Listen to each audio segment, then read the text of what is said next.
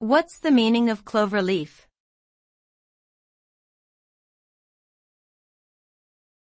Cloverleaf.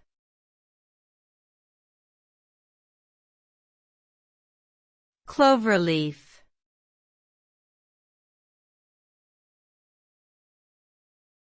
Cloverleaf.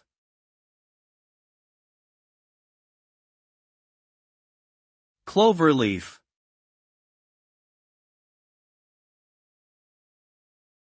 The term cloverleaf typically refers to a specific type of highway interchange or overpass.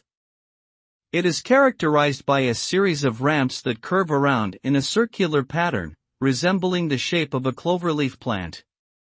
These interchanges are designed to allow for easy merging and diverging of traffic between two intersecting highways without crossing over or interfering with each other.